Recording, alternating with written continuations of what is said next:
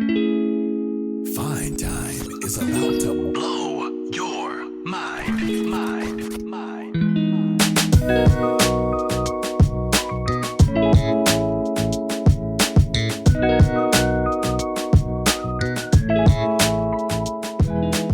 Hello, party people. Hello, Nintendo people. Hello, classics people. It's your boy Dre, and I'm here with I almost said with my Uncle Steve, but I meant it more like this is Unk Chat right now, because we're talking about the old shit. I am uncle to at least, 2.5 children. It's a thing. Okay. I mean, and so am I. I have a couple of nephews, and so yeah, we're qualified. Yeah, this is Uncle Chat. We're playing the old games, and then if we talk about them too much in public, what the hell are you talking about, Uncle Steve? Look, if I don't play Gradius, the Interstellar Assault, I'm going to be in trouble. There's no sort of hope for you this lifetime. All right. Well, I'm sure anyone listening to this by this point knows what this show is, but just in case you don't, this Nintendo Classics mini reviews format is exactly what it sounds like. We take 6 games from the Nintendo Classic service on Nintendo Switch and Nintendo Switch 2, and we play them and we give our thoughts about them. That's it. That's the show.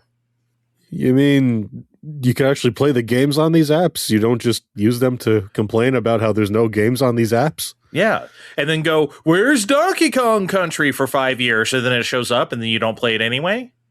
But Donkey Kong Country showed up fairly early in the service's lifespan, Andre. Shut up, okay? I'm trying to make a point against these children online. Nobody would have known that if you didn't say that. All they had to do was actually fire up the app. No way the children wouldn't have actually looked before making such a complaint, would they, Andre? No, that would never happen on Al Gore's internet, all right? Well, let's get started because we played 6 of these and we actually turn on the apps and we play these. Let's get started with our first one. And our first game is the aforementioned Gradius, the Interstellar Assault, released in January 1992 for Game Boy, developed and published by Konami. What a surprise, right? It is the second Gradius game for Game Boy following Nemesis in 1990. Yes, I said Nemesis and not Gradius. It's a very long story that we don't have time for. But I had Nemesis, actually, on Game Boy. It was one of the first Game Boy games I had, outside of Tetris, of course, that came with it. And I knew about the sequel, Steve, but I never ended up getting it. Well, these were $20 to $30 a pop. I mean, that's kind of hard to get all of these at the time. That is true. And I think, obviously the reason why I wanted the Game Boy was, of course, Metroid 2. So I had that first, but then I had Nemesis in short order, just because I didn't know this is a Gradius game, but it had the exact same logo and everything, and I'm like, this just says Nemesis. It has to be a Gradius game. Sure enough, it is. I just didn't know about the naming stuff at the time. Yeah, sure. You put that all together in your 3-year-old brain. Yes, I was 3. Yes, I was 3 years old when I had a Game Boy. You got it. I wonder how many frames this runs on my Game Boy. Oh, it ran. I mean, if you think Castlevania: The Adventure is a bit molassesy, I mean, Nemesis isn't. Well, I mean, to be honest, Gradius: The Interstellar Assault isn't the snappiest either. Oh, I think it does fine for a Game Boy title. Yeah, it does. Steve, I was kind of struck. There's no intro. There's no title screen music or anything. It just kind of the Konami logo appears silently, and then the title screen appears silently, and then that's it. I feel like that's fairly par for the course on a Game Boy game. Sometimes you got that, or sometimes you did get some light music. But what were you expecting? A fake screen attracting? You're at the arcade? Hey kid, some other kid left their Game Boy behind, but it's running Gradius, the Interstellar Assault. Why don't you steal it and take it home? Yes, that's exactly what I expected. No, well, Nemesis had a sort of wavy effect to when it appeared the logo. I mean, at least give me something. I don't know. You already bought the game. I mean, what? They already got you. I want some pizzazz, motherfucker. Yes, I bought the game, so I want some Konami title screen music. I feel like I deserve some. What, they didn't give you any art in the manual or anything? Well, no, it was Konami in the 80s or 90s. They were not helping you in the manual. They didn't do a whole lot. Like, I don't think this is one of the ones that were published by Ultra Games, but if it was, we're definitely not getting that. I thought it was interesting that the game starts with a chase sequence. Isn't that weird? I mean, usually you'd save that type of shit for the end. Yeah, I don't know what I was expecting from Gradius on the Game Boy, but I was not expecting a chase from the start button. And that's really weird, because I think that was the most difficult part of the game. I died a lot at this part, trying to come to terms with what they wanted from this. And then after that, Andre, I didn't die so much. Like, if you pick up all your shit, it's very hard to die in this game. I mean, you can get got. You can get got. I mean, it's not like a complete pushover. It's definitely easier than like a real Gradius, that's for sure. Way easier. Yeah, but I mean, in comparison to me getting run over again and again, a whole bunch of times more than I remember at the beginning, once you actually get to the Gradius thing, I don't know. What would you call that? I like Gradiusing. Yeah, Gradiusing. It was a lot easier than the chase. Yes, it was. I just don't think it's like that here. I definitely died quite a bit. There were some bosses that were kind of tough. That second boss was a bit of a bitch, I think. I just really like the game. There's only 4 stages. Obviously, it's Game Boy bite-sized. I think Nemesis only had 5 stages. So, that's fine. It's just that, like, it does everything right. Great music because Gradius, great sound design in general. God, I love when you begin stage 2 in the factory and you hear that siren. That's like a sound effect, but then the siren goes directly in time with the music to start that stage. It's great. That was a great touch. It's simple, right? Because it's Game Boy and you have to do those kind of things, like title screen music, which they didn't do. But I love that they thought of that even in this, pint-sized format. Yeah, I'm going to keep letting title screen music slide some more because, yes, the music was good, but I also thought the sprite work stood out here because for 1991 Game Boy, because this was Gradius. I looked at it, I'm like, yep, this is Gradius. Again, this is a compliment for the time because, you could have fucked that up and they didn't. This is Konami's Gradius, unlike, say, Castlevania The Adventure, where it's like, I guess this might be Castlevania. To be fair, that was damn near a launch game. I mean, not exactly one, but I mean, very early on. Yeah, I mean, I get it, but this was also better to play. For sure. Steve, I think in the last couple years, I want to make this confession to you. I used to be a laser guy. When it came to Gradius, I think I'm a double guy now. I think I'm a double truther. I've changed. I don't know why. I don't know. I felt like I got my laser. I was content firing my laser, and that was good enough for most of the game. If I accidentally got the double, I wasn't going to cry about it, but I was mostly concerned about getting my laser back if I actually lost it. The levels aren't especially long. And we talked about this in the Mega Man discussion last year, and you just brought it up. There's only 4 levels. It needed to be brief because I don't know how I would have taken this on a Game Boy screen or even other Game Boys like the Pocket or Color. But I don't know, playing on Switch 2, it was pretty great, I thought. Yeah. It's Gradius as we've always known it, just on Game Boy. I don't know if there's anything else to say other than that. It's Gradius, all right, and that's a good thing. I just thought it was funny how it just ends and then it runs credits. I'm like, oh, I only spent about 45 minutes doing this, really. Yeah, and if you didn't die, it'd probably be more like 20, right? So it's it's a shorty. It's definitely easier than Nemesis, that's for sure. Nemesis was a bit tougher. I did beat that as a kid as well, so it's not that hard.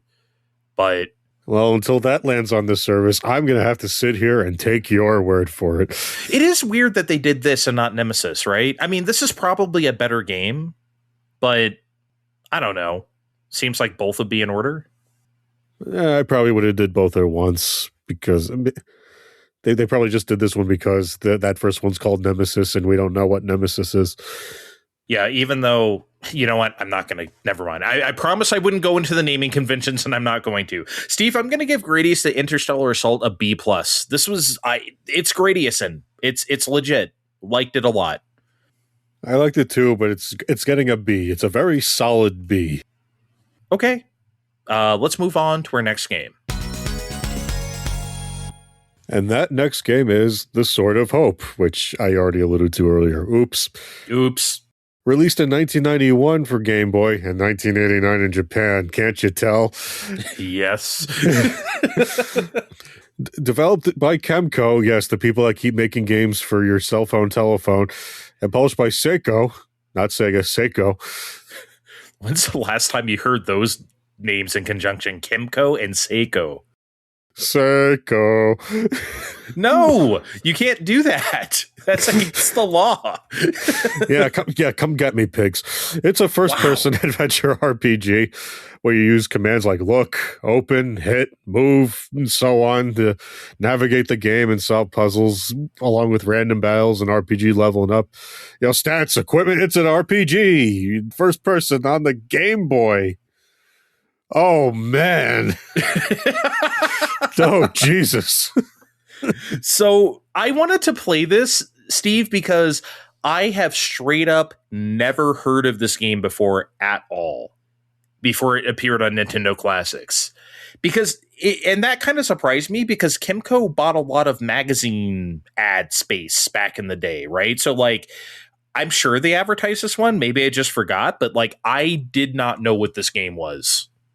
Okay, I actually had this game, kinda. Ooh. I rescued it from a garage sale for a couple bucks as a youngin', and it's not tough to see why. This particular copy glitched out around the church, like every time you parsered your way around to the church, and then it would like start fucking up. Weird. And it never occurred to me to just look in 1998-ish internet for passwords to see if I could just guess this runs on passwords because we weren't paying for batteries in 1989, 1991 on Game Boy. You nuts? Nope.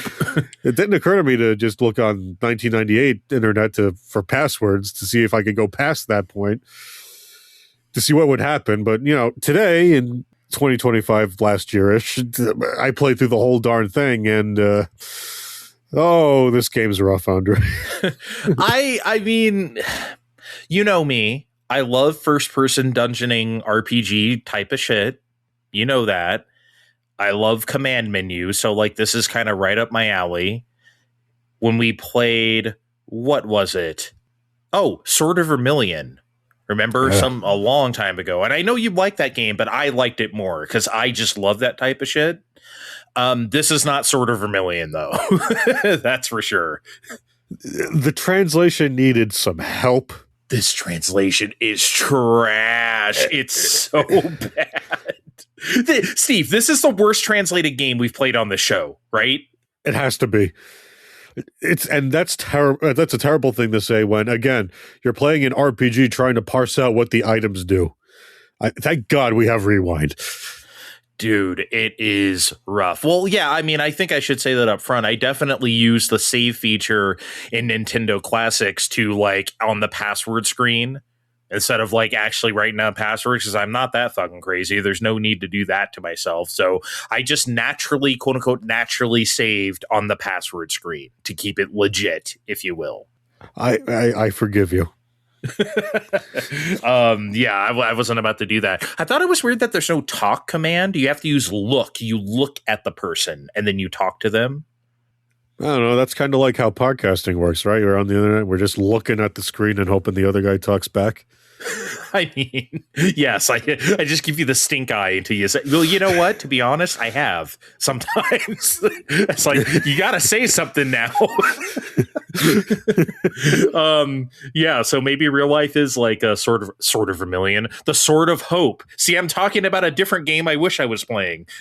Yeah, I thought this was a very choice of a game to make in 1989. I don't know. We keep saying first person dungeon crawler with a command parser. Very ambitious. We're going to talk about another ambitious game to make, but maybe you didn't need to make this one. The first version of every attack spell blows chunks. It has an equal shot of hitting you as it does the opponent. That's so weird. I couldn't figure that out for the longest time. I thought they were like you doing some sort of reflect at me, and it's like, no, it just hits you. No, it's you like practicing, like, okay, fireball, my face. Critical miss, like you roll a fucking 1 or something on the D20. But there's also a shot of when you're fighting enemies, like if there's different kinds of enemies, like there's a chance that they might start fighting among themselves. This game tried some things, but it's not super great. It's not super great because, well, okay, as you said, there's a command menu and all that kind of stuff, but this is Game Boy, so like that command menu and like all of your stats and stuff are on the screen at all times. So like the actual display window for like the graphics is like a fourth of the screen, which like not a huge deal on Switch too, but on an actual Game Boy, oh man, even I would have been like, man, that is tough. Imagine playing this on like one of the minis nowadays, like a Miu Mini or something. Forget about it. Oh boy. Yeah, that's going to be rough. You're right. Everything in this game feels a little off because like the enemy designs are pretty crude. If you ask me, there's like the occasional banger. Like you remember the apes? The apes were like some Toriyama shit. But then like the rest of them were just kind of like, I don't know, man. I don't know. I feel like they traced the bat out of a D&D catalog. And you fight a lot of those fucking bats at the beginning of the game. Yeah, well, yeah, and then like when they take damage, every enemy does this, not just the bats. When they take damage, they kind of just slide up and down with like no animation. They just kind of they just wobble a little bit. It's like, okay, that's our attacking or getting hit animation. And then, so like, there's a really good idea in this game where like all the enemies move in real time on the map as you take turns. But then that also means they can gig up on you. Because if you're fighting a group of enemies, another group of enemies can just show up. Oh, some more guys appeared. Steve, one time that happened to me like 5 times before I could leave. Like just people just kept coming and coming. Yeah. I think sometimes you just stood still and they'd come to. I'm not sure how it worked half the time. I think anything you do, like if you check your equipment or something, that counts as like a turn. Right. And like in a mystery dungeon kind of way, but even mystery dungeons don't do that to you. Maybe if you equip something or take it off, that's a turn. But even if you don't do that, that in sort of hope, it feels like it takes a turn. Yeah, and there's some times where you're just checking everything because later on in the game, you're going to need some manner of guide because what they want is ridiculous sometimes. I think I mostly figured out this game. I think there was something near the very end when I got in the castle. Remember, there's like the courtyard and there's like a couple weird paths. I think I needed help with that. I figured out all the mirror shenanigans inside. Like that wasn't, I mean, that took some trial and error, but I figured it out. But there was some other stuff, Steve. Yeah, I was like, to game FAQs I go, I have no idea what I'm supposed to do here. I don't know how I would have figured this out as a kid either, because there's that wind tunnel fairly early on-ish where if you could fall through a pit or that just blows you through a corridor that you could draw out on paper. But remember, we're playing on Game Boy and I'm probably playing this on a road trip. So am I going to have a pen and paper handy while we're swapping the games around? Probably not. Hey, cousin Joe, stop hitting me. Mom, pass me a pad of paper. I need to navigate this fucking wind tunnel. I think what's really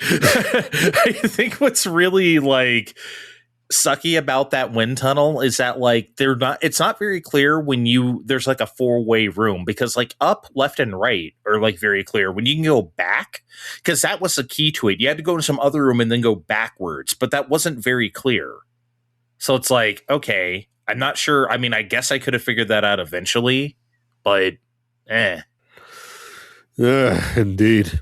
But you know what really pisses me off about this game is that damage. I said D20 earlier. It literally feels like It's picking a number between 1 and 50 when you swing that sword and calling it a day. It makes no sense how much damage you do and how much damage they do to you. Because sometimes you could just be out in the world and it's just like they're hitting you for 32 and you hit them back for like 4 for some reason. And it's like, then you're dead because that's just not enough damage.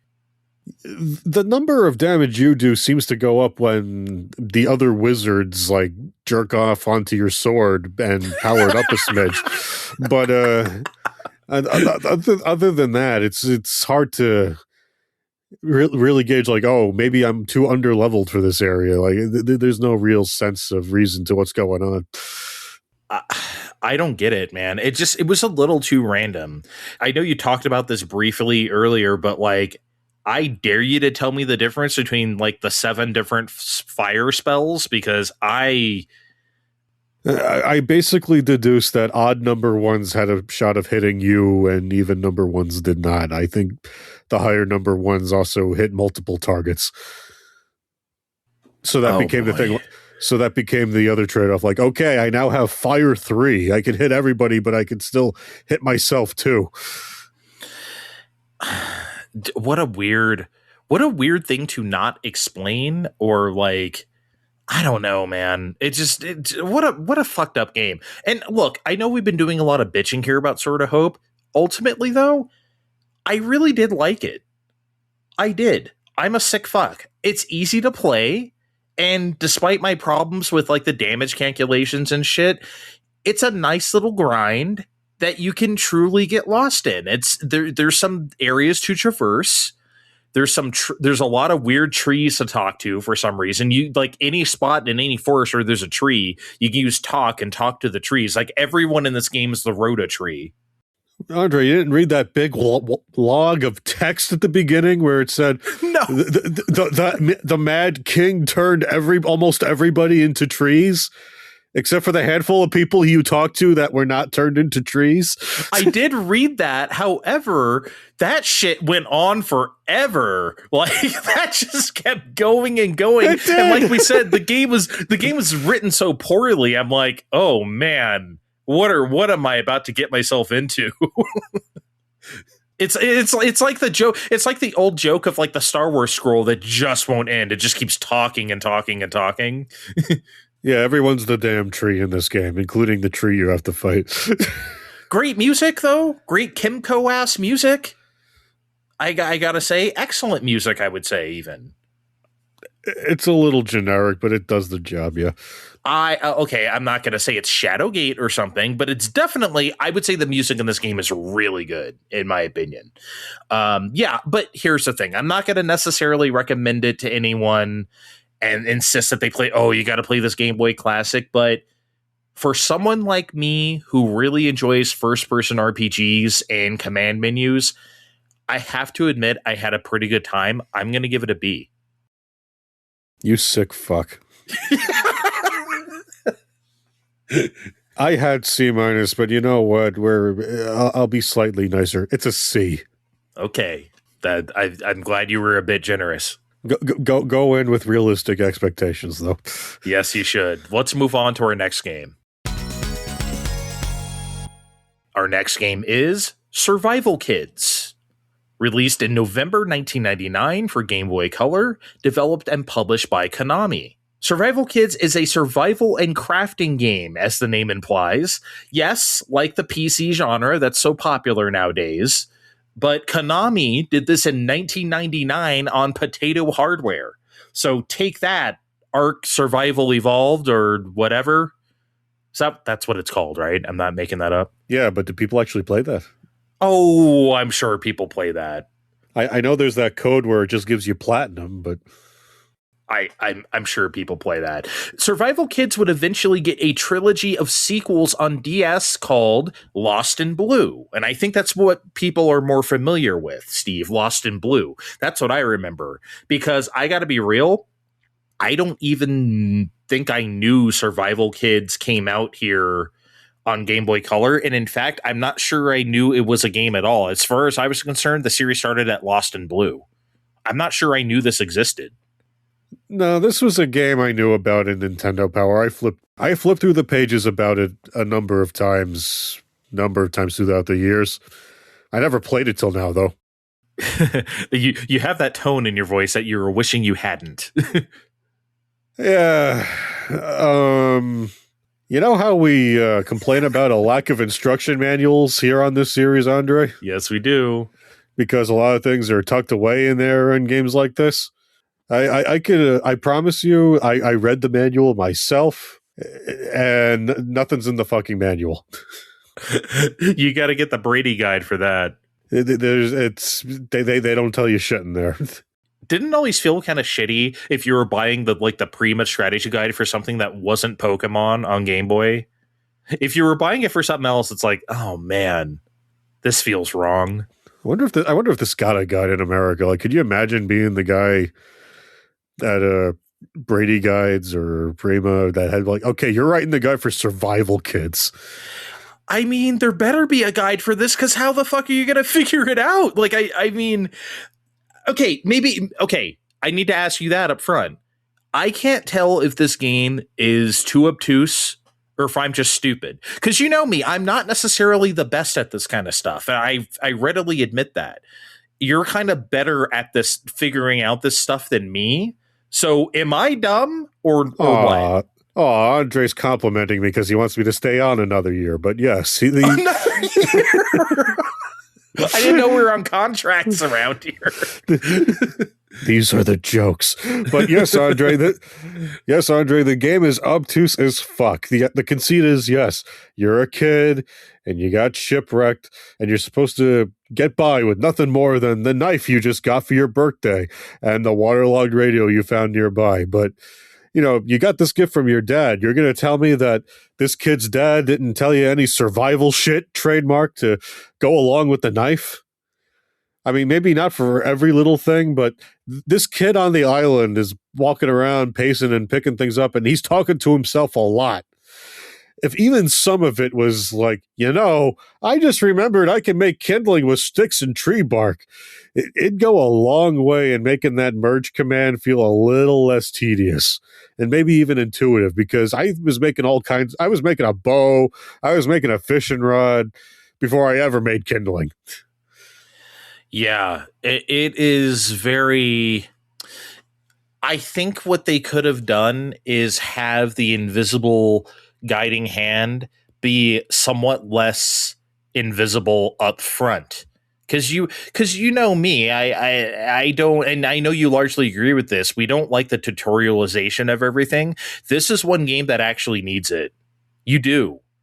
Like, you could probably stand to have, like you said, the kid talking to himself, you know, dad always told me if I got in trouble to do this. Like, just the first couple of recipes or something to make it, to like do something. And then you can go out there and experiment, but they don't give you the tools to do that. You were just literally thrown to the wolves, which I guess is realistic if you're in a survival situation, but that's also not very fun.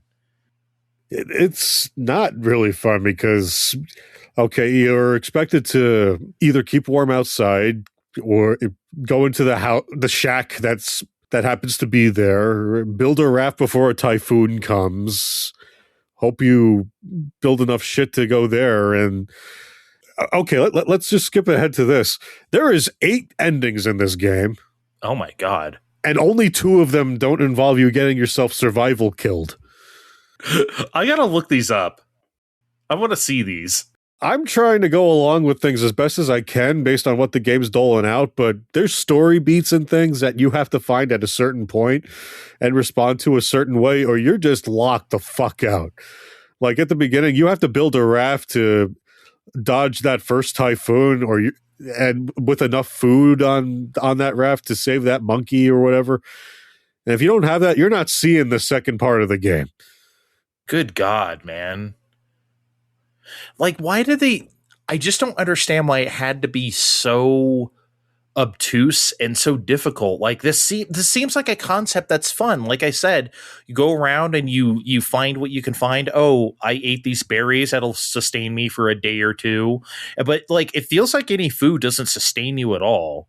And it also seems like it does the thing where it's like, if you work a lot, then you, like, need more water or something. And it's just like, man, this is just a lot. and it doesn't feel rewarding at all. I don't know. It'd be nice if we kept a log too, because you just brought up berries. Not everything we eat is good for us. Okay. This berry isn't great. Okay. We can know not to eat this one anymore. We have to keep track of this shit in our heads or write it down ourselves. And I don't mind doing that. I don't mind taking notes of the game, as you well know, but this is just way too much. Like, it looks great. I think it looks and sounds great. Obviously, like, this is post Pokemon, and you can tell, like, it's not a monster catching game, but you can definitely feel the Pokemon influence here for sure. Yeah, Pokemon was out a few years in Japan at this point, and it definitely informed the look at least a little bit here.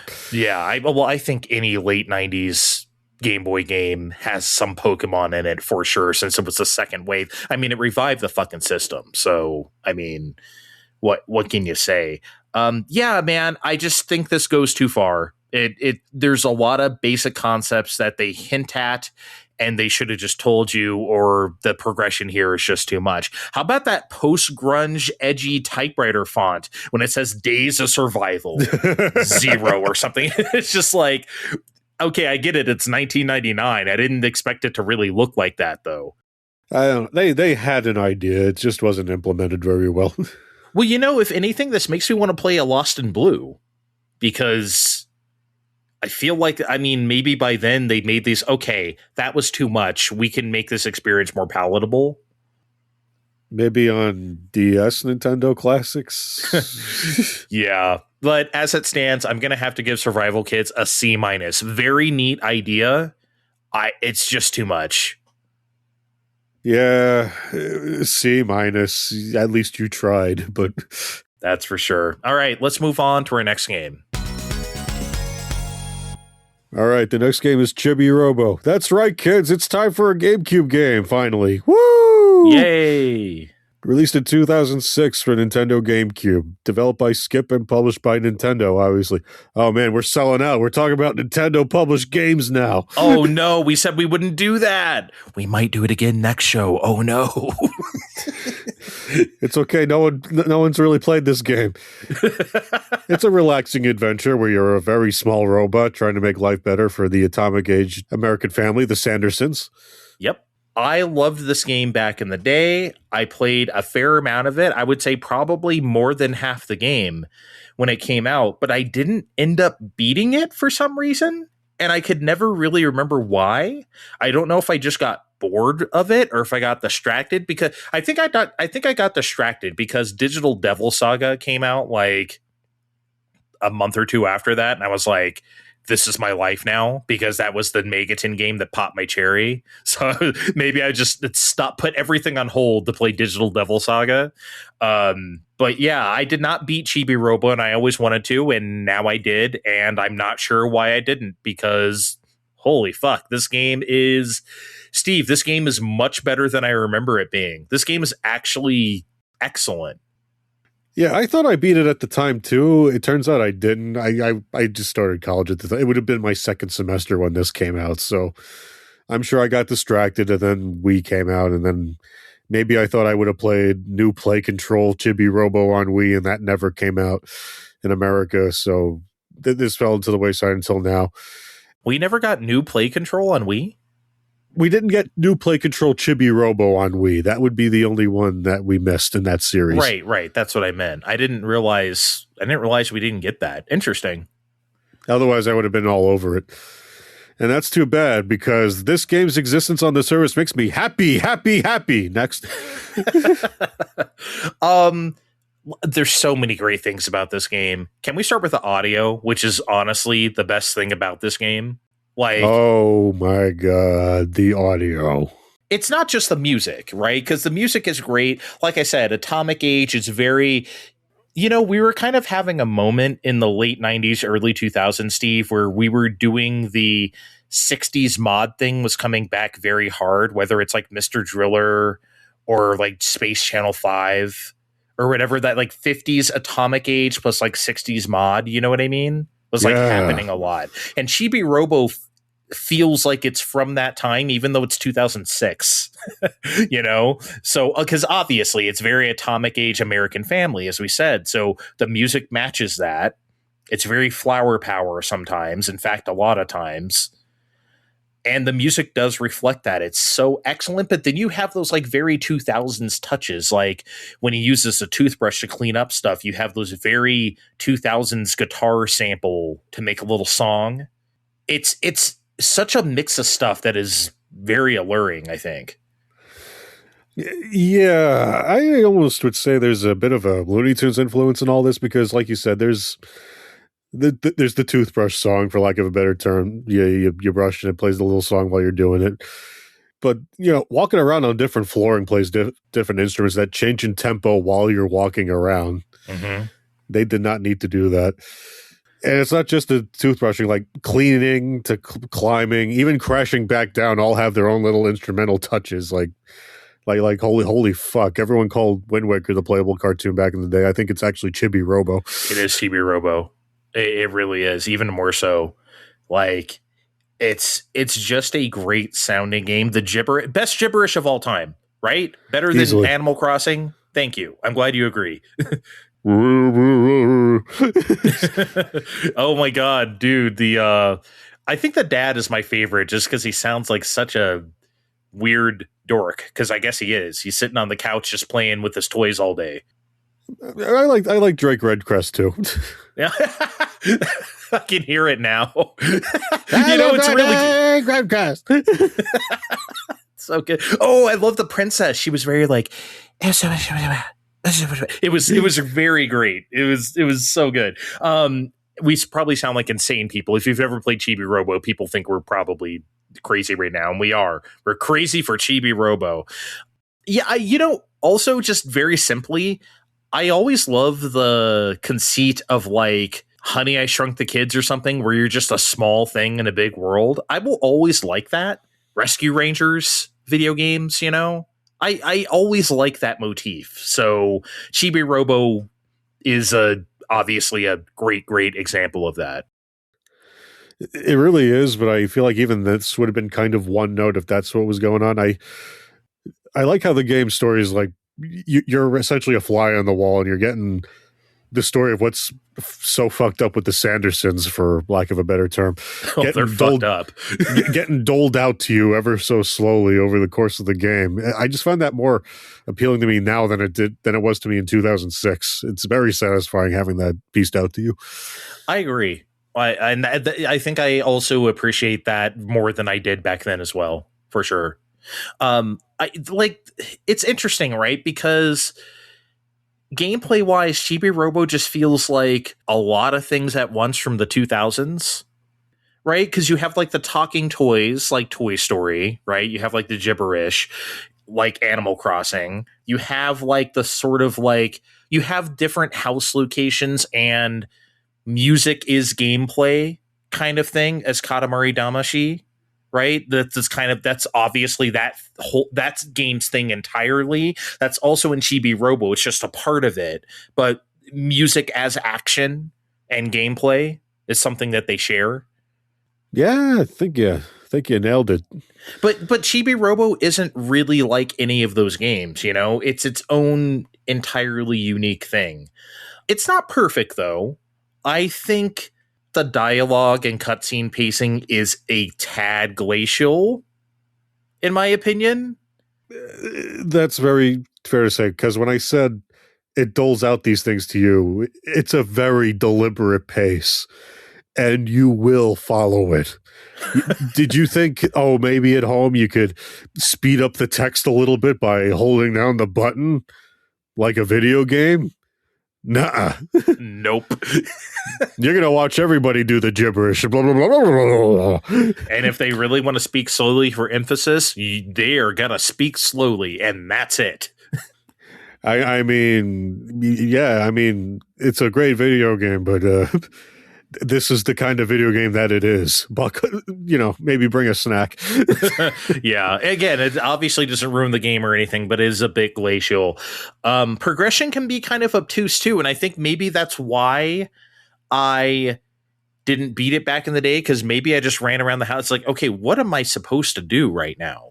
That doesn't happen often, but there is a couple points in the game I don't want to spoil. But there's a couple points in the game, particularly, I'll just say outside, Steve, where I'm like, I didn't know I was supposed to do that. Yeah, it's not always clear what you're supposed to do after a while. Your mouthpiece in television, I love that guy, would love it for you to rank to number 1 in the Chibi-Robo rankings. I don't know how that works without internet. And, you go through the ranks by getting happy points, and you will certainly do that naturally over the story and through gameplay. Like we said, you just can't help yourself by picking up garbage and using your little toothbrush to make the little guitar riff play again and again. But you'll almost certainly hit a wall with a few hours left to go. And, like you just said, Andre, people should play this one. I'm not going to ruin it for you. Nah, yeah, you absolutely should. I'm going to give Chibi-Robo an A-. If the progression wasn't as obtuse as it was at times, like I said, I mostly figured it out, but a couple times I was like, what the fuck do I do? It'd probably get an A. But I have to ding it for that. And the cutscene's just a little, let me skip, please. Let me move it along. Other than that, excellent. I'm still gonna give it an A. Okay, I can't help it. Although people at home are. We'll let them find out about it later. That's okay. Okay. See, he's teasing you, audience. He's teasing you again as we move on to our next game.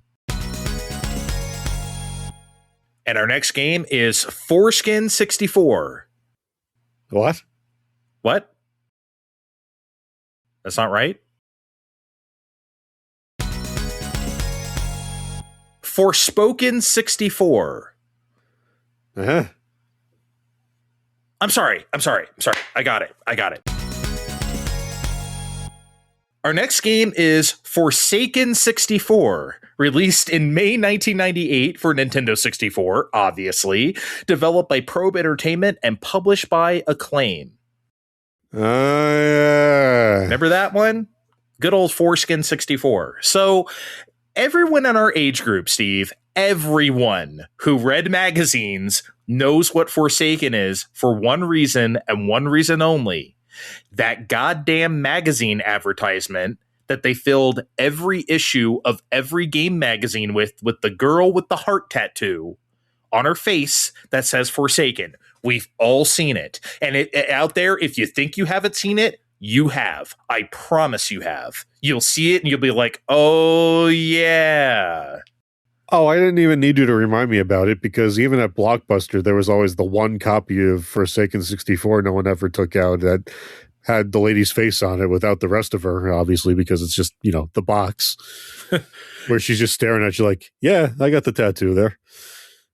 Maybe you want to take me home. How much the girl or the game, how much money did they spend on this campaign, Steve? Because this is seared into the brain of everyone. Everyone knows what that is. But no one knows what the game is until now. I sure didn't. I had no idea. I had never played this game. I never played it on PC or in 64. So I didn't even know what genre it was, Steve, until it appeared here on this Nintendo 64, Nintendo Classics Mature 17 Plus app. So what is Forsaken? It's a free flight multiplayer battle game? Just like on the box. Yeah.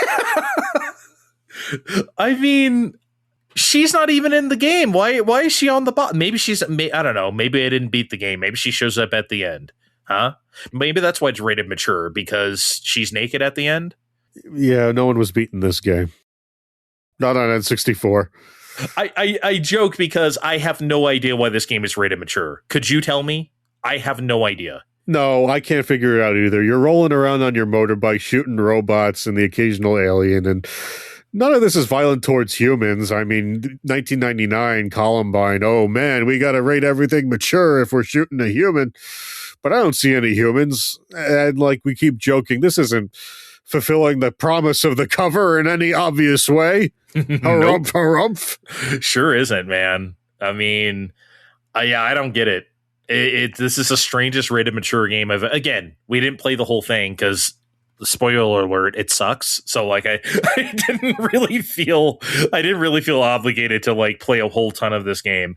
I did not like it very much. I will say this, though, and this is easily the best thing about it. This is the most N64 ass music to ever exist. And by that, I mean the most 1998 music to ever exist. This is not a complaint at all, because for a system with no sound chip, Steve, which means that like it has no real distinct sound font of its own, there's no SNES trumpet here to like fall back on. I don't think you can hear the music in Forsaken 64 and not know it came from a Nintendo 64 game.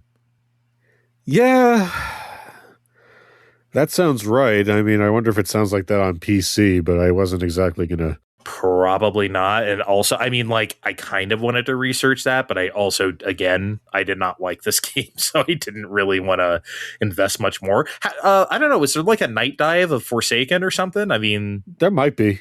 There might be, huh? Announcer man. There's a lot of speech in this game. Yeah, it's not very helpful, but it's there. It's there, but is that like, it sounds familiar. Is that Duke Nukem? Or is that like the Mortal Kombat guy? Or is that Shao Kahn or Shinnok or something? I mean, it sounds like, again, I know it's like the late 90s and I'm just like, stuff just sounded that way, but it kind of sounds like one of them. I don't know. I'll have to listen again. You know, once you stuff it on an N64 card, it's kind of hard. Steve, I don't like this game. This feels like you're playing the crappy single player mode of a multiplayer game. It feels like you're playing single player Quake 3 Arena or Unreal Tournament, except this is like the whole game. What are we doing? Andre, I don't care for this one either. You aim with your control stick, and no matter what control scheme you choose, you're flying around way too fast in corridors. Even if you nudge yourself gently, which it's awful to do that in a game like this. You can't shoot guys from a distance most of the time, so you're almost always putting yourself in harm's way. Hey, look at me! I'm on a motorbike. Okay, great. I'm sure I'm missing something somewhere, but it just isn't clicking together for me. You know, unlike the bikes into walls, which I'm doing a lot. And why is there a third-person view in this? That just feels counterintuitive. I don't think that should be there. That just makes it way harder. Just play for. Well, here's the thing. I actually don't mind the controls in this game. I didn't have a problem controlling it. In fact, I think it feels pretty fun to zip around these tunnels and stuff. I will admit. That's why I think it's silly that the game basically consists of, here is this arena, here are like 15 enemies in it all coming after you, and you kill them, and then the stage is over. But it's like you're playing hide and seek with them. You have to go seek them out. This isn't like a level-based thing like a Doom or something where you just kill guys along the way. And in fact, that's kind of what I wish this game was. You ever played Descent? Any of the Descent? Yeah, I kind of wish this were just Descent. Andre's not beating the sick fuck allegations this episode, by the way. Oh, Steve, this game's actually decent to control. It's just not fun. I didn't mind the controls. I don't know what to tell you. I really didn't think it was bad. That's why I think the game structure is so bad. That's what really drags it super way down for me. Just because it's like, this is not the fun part. I remember the first time I'm like, just find one more guy. I'm like, okay, how hard could that be? I'm like, where the fuck is this guy? Yeah, it's like you don't really have. I mean, if there was some sort of radar or something that tells you, I didn't see it. So, like, I apologize for trying to make the game something it's not. It should just be Descent. I know we did this with like Iggy's Wrecking Balls, right? Why wasn't this just a platformer? But like, it just doesn't make sense to me why they decided this should be the game instead of letting us play something way better. They obviously have the level design chops to make something cool, because like these places have a lot of nooks and crannies and zips and tunnels and stuff. But like, and again, I personally really do think the game controls kind of like a dream. It's fun to zip around in these spaces, but the fact that this is the resulting gameplay, I just don't get it. Okay, I guess that's two of us. And also, like, I guess we'll make it a little bit like Descent, because I'm giving this game a fat D. I'll give it a C. You know what? I wrote down C-. I can't in good conscience do that. I'm going to say D+. I have to give it a D+. Look at you lowering your grade. I have to, man, because it is fun to control for me, and the music is good. I just can't give it a C- based on that. The game is just not there. A D plus. Let's move on to our final game. All right, our final game is Nobunaga's Ambition, released in December 1993 for the Super Nintendo, developed and published by Koei. It's the 16-bit remake of the second game in the series, originally released in 1986 for the computer. The box art does say classic version for Super NES, but without any context, that means nothing. The title screen also has a copyright of 1988, not 1986. So, yeah, I don't fucking know. It seems like the third game came out in 1988, so maybe I don't know, dude. From what I could tell, this is a remake of the second game, but who knows? Regardless, this is a 16-bit version of that. Yeah, you know why we're playing this particular version from that particular update? It's because it's supporting the Super Nintendo mouse, and on Switch 2, we could play using the mouse, and that's how we played. We slapped down them Joy-Cons, and we used that fucking mouse to play this game. We sure as hell did. We moused it up. And I got some good news, kids. The mouse controls are real fucking mouse controls, which means it's going to work like a fucking mouse. And that's a dumb thing for... Yeah, Andre's laughing at me like, well, of course it works like a fucking mouse. What the hell are you talking about?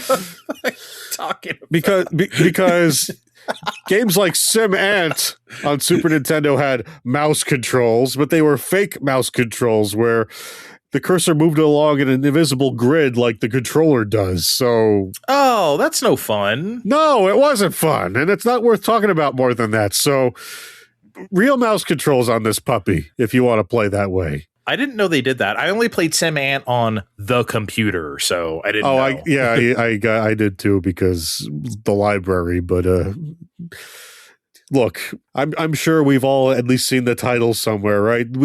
This game gets iterated on for many platforms. It was a launch title on Switch and Switch 2 for fuck's sake. But the general idea is the same. We pick a lord and we try to unify Japan through conquest and other means through 4 scenarios. No big deal, right, Andre? Yeah, no big deal at all. I think it goes without saying at this point that these kind of simulation games terrify the piss out of me. But I really wanted to conquer that fear, because I think it was last time on Nintendo Classics where we played another Koei game, Uncharted Waters, New Horizons. And Steve, that was basically the best game we've ever played on one of these shows. Yeah. I mean, that shit was incredible. I think Chibi-Robo might be a contender now, but I mean, it's close. Yeah, it's up there. So I wanted to see if I could find something fun in one of Koei's more flagship series as well, in Nobunaga's Ambition. And look, I don't want to get into a whole spiel again, because especially since we already did it earlier in the episode about how Nintendo Classics games should include the manual, but just like Uncharted Waters, this is not a game you're going to figure out without the manual. This is an absolute necessity. Yeah. Going back to that Uncharted Waters segment from last time, they all came with the big-ass manual, and this one is 60 pages. And you'll be needing it more than you did for Uncharted Waters because some of those commands and resources that are indexed come in the forms of pictorials, where you just have like pictures of a thing that sort of look like what you're supposed to do, and abbreviated terms where it's like pea rice. I'm like, no, I don't want to pee on the rice. What do you mean? Where that doesn't inform you of squat of what that does for you in the game. Maybe you peel the rice. Maybe peel. Oh, maybe, or maybe it's potato rice. I don't know. I do know after consulting the manual, it's actually you distribute rice to the people. But I wouldn't know that without the fucking manual. No, and the same thing with gold, right? You can give I saw that S rice and S gold. That's soldier. Give rice or gold to your soldiers. Which is to say, I spent a chunk of the time, and by chunk I mean all of the time, managing things with the mouse while holding my phone with the manual open with my other hand. It's one of those games, and that might not be for you. Yeah, it's definitely not going to be for everybody. But I will say this, and even my dumbass picked up on this very quickly, that I understood what to do from the get-go. Because they had like a flow chart in the manual as well that made a lot of sense to me. So it's like, you cultivate rice, you get gold from taxes from your people, and you also get gold by selling off excess rice to like other countries and shit, which you can in turn use that gold to fortify the town or build up your army or whatever you want to do with that gold. So like, I get that, right? However, Nobunaga's ambition, and you know how the cliche goes. It's like everyone always said, especially back in the 90s, Steve, about any strategy game. Well, it's like chess, even though it's nothing like chess. Nobunaga's ambition on a personal level is actually like chess, in which I understand what to do, but I am so fucking bad at it that like, it doesn't matter. I know how each piece in chess moves, right? But that doesn't mean I know how to play. I know how to move the pieces, and that's about it. I know how to move the pieces in Nobunaga's ambition, but I'm not very good at it. Yeah, even though it's not as thorough as Uncharted Waters, it's still pretty thorough. You're expected to manage the taxes and local infrastructure like dams while building the army and a whole lot more. Well, for one, remembering that you can only conduct one action per season, like it's going to go through winter, spring, summer, fall, and again, that's a year while your guy is aging the whole time. And B, hoping your ass doesn't get conquered along the way, because if it does, game over. Like if they show up and they kick your ass, that's the game's over. And it's hard, and it's supposed to be, but it's the prestige game franchise for a reason. And that said, having spent some time on this, the for computers DNA definitely shows a bit more in this particular version. There's definitely more RNG holery for one. Like you start rolling your stats for your lord in the start, like, oh man, like this time my charisma is that low. Oh, geez, I guess we're not going to schmooze the nearby warlord princess this time.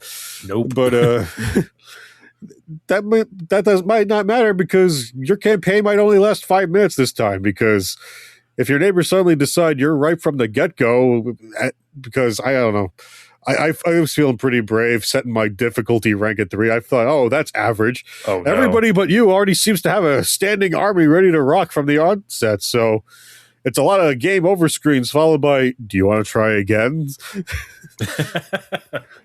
Yeah. Which incidentally feels a lot closer to the computer than it does to the Super Nintendo. Right. But that's like the appeal, right, of like these kind of games, that any scenario can play out any number of ways, And I think that's like kind of the randomness of it sometimes is like very appealing, I think, to people. It is to me. Oh, no, it's great. I mean, I was one particular longer time, I'm like, yeah, we drove out one guy, and then one much larger army came, and like, oh fuck, we're screwed. Well, the second time I played, fucking Tokugawa invaded me within like a couple of years, and I'm like, oh shit, I am not prepared for this. So I'm like, forget about it. Have you tried some rice in these trying times? Yeah, can I stave off this execution with rice? Like, oh man. No, but again, I like playing chess. I'm bad at it, but I like playing it. I also like playing Nobunaga's Ambition, even though I'm bad at it. It scratches this weird itch, Steve, of like, I feel like I'm on the cusp of discovering something about it that all of a sudden will turn me into like a whiz kid. And even though I know that's not going to happen, I feel like it might happen, which is very alluring to me. I know I'll never be really that good at this game, but that's okay. It's fun trying. And isn't that the whole point? For this version, it definitely does. I'm definitely more tempted to explore the second game, which is, or the second Super NES game, which was also in that batch of updates. But doesn't have mouse support for some reason. I think a lot of things were just like quietly not having mouse support after a while. It was weird. Does SimCity 2000 SNES have it? I don't know. That came out real late, didn't it? 95 or so, yeah. Really, yeah. Because as I probably said on these shows before, I had SimCity 2000 on PS1 with the mouse, so I was fucking fancy.